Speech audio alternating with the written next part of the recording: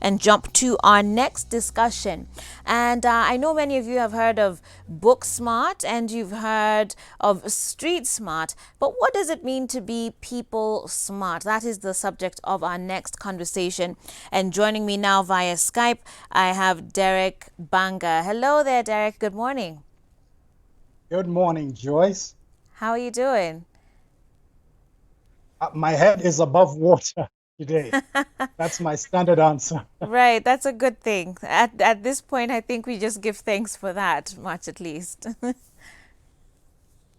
Right. So, Derek, as I mentioned there, we've all heard about book smart and people smart, or rather, not books, people, but street smart. Book smart, street smart.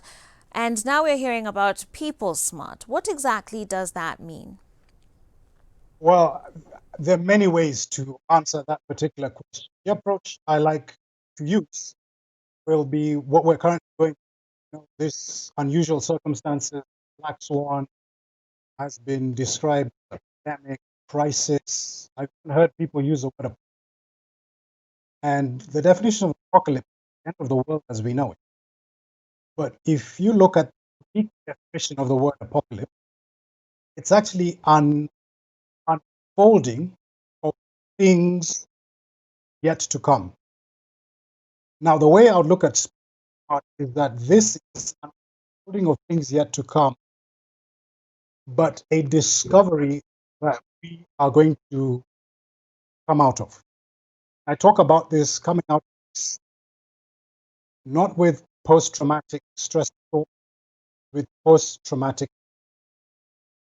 So in short, people smart is finding out a way to these usual circumstances so that you are ahead of the game. And you can give us sort of specifics, some of the specific elements of the ways in which this actually applies then today. I would love to. I'm going to make it simple and look at three strategies. So the first strategy is what I will call thinking strategies. The things that we can do, people smart, to come out of this post-traumatic growth in terms of things that we can currently right now. So here are some of the things under thinking. Number one, continuously giving gratitude or having a regular reflection practice. It might be every morning, it might be evening, but preparing your mind through giving thanks for the things that are going well. Here's another something that we can do under this thinking strategy: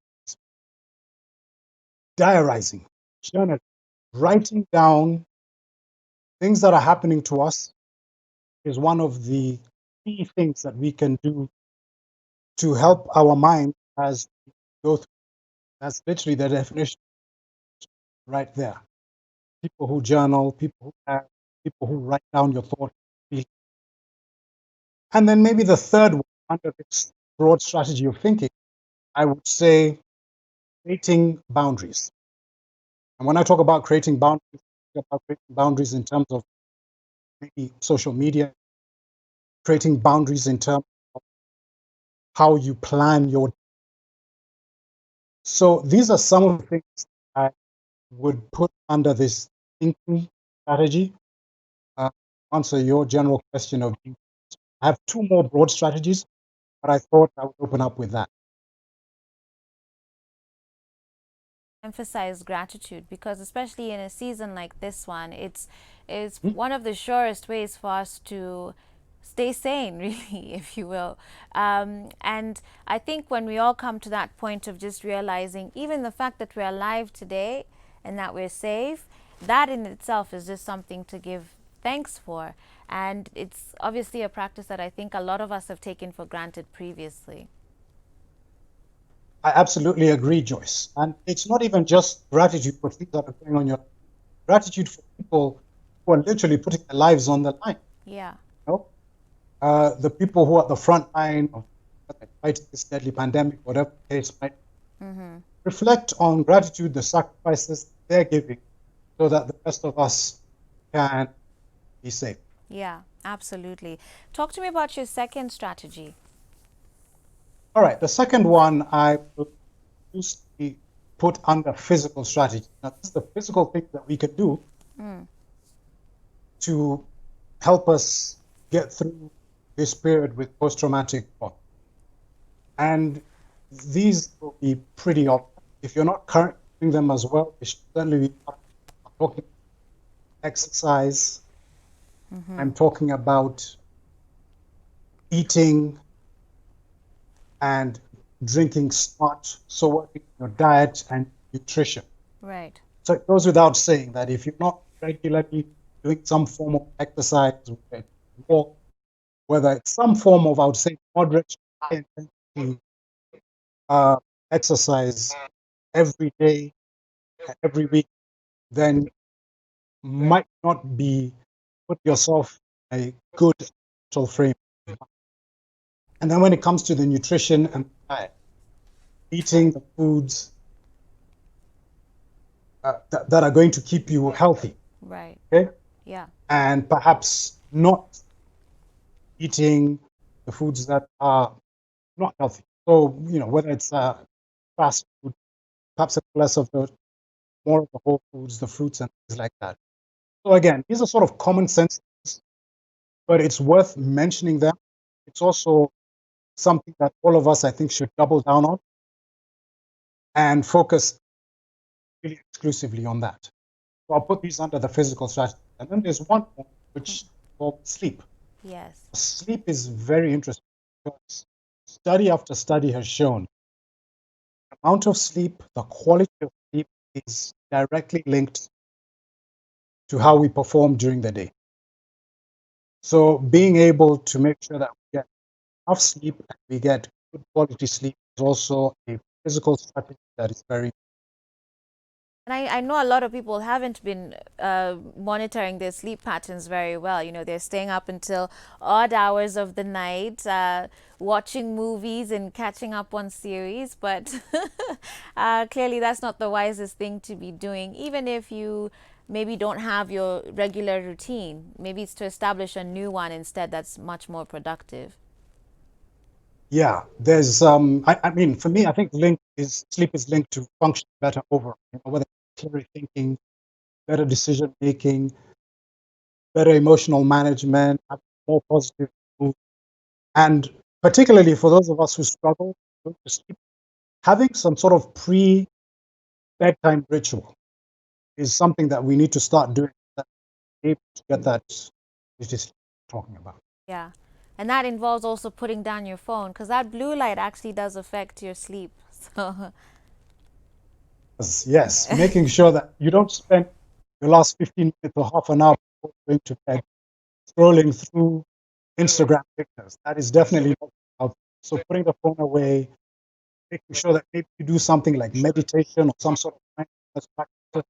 All of these have been shown to help us uh, fall asleep better and get. sure. All right, I want us to get to the third one then, which is about relationships, actually, which is huge in this season. I think people in your relationship has either been strengthened or it's been severely hurt and dampened by COVID. Talk to us about this one.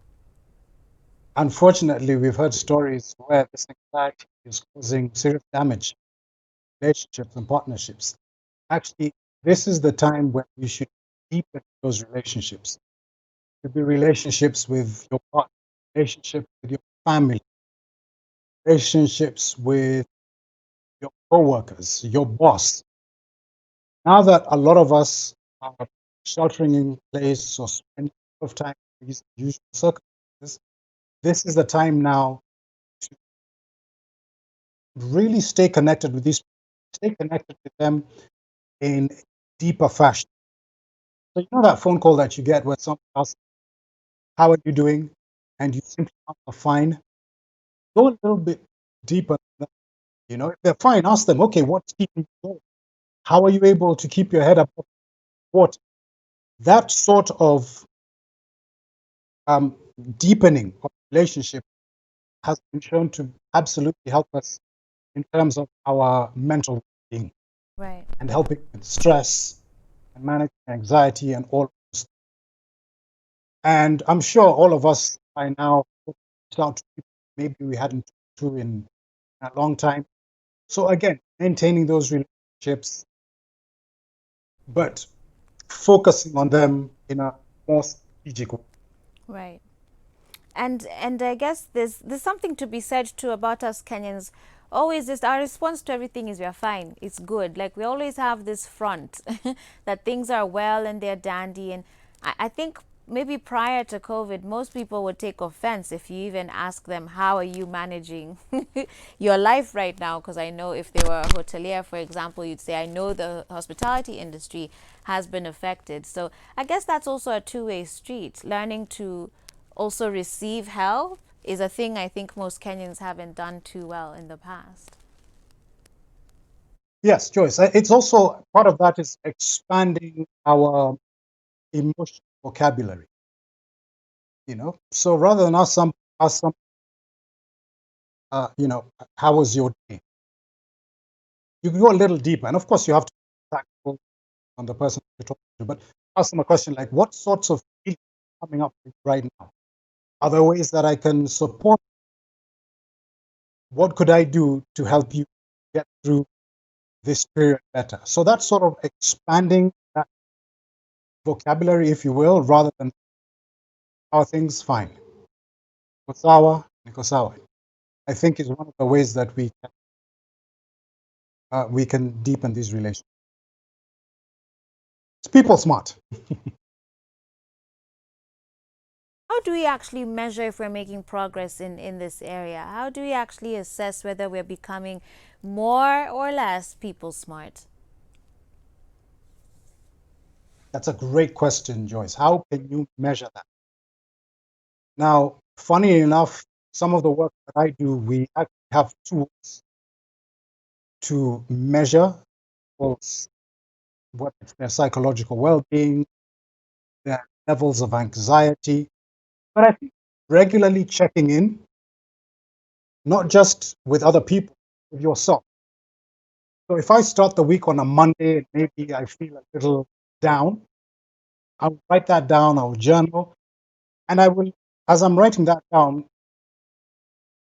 write down what I'm actually experiencing. So again, I talked about that expanded emotional vocabulary. So I'll literally write down, I'm feeling anxious, I'm feeling worried, I'm feeling terrified, whatever it might be.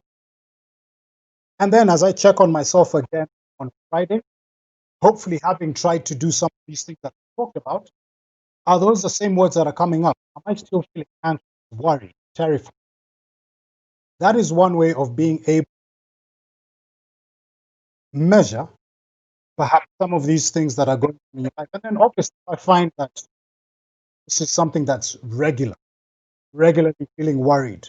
It's okay. Wake up one day and feel a little anxious. But if that's something that consistently is part of how I'm feeling, then I can take steps to work on it. Wow. Great conversation with you, Derek. Thank you so much again for joining us as always. And I trust you sharing all of these tips and more on social media and whatnot. Yes. So if people want to get in touch with social media, you can type in my name on LinkedIn. Very active on that.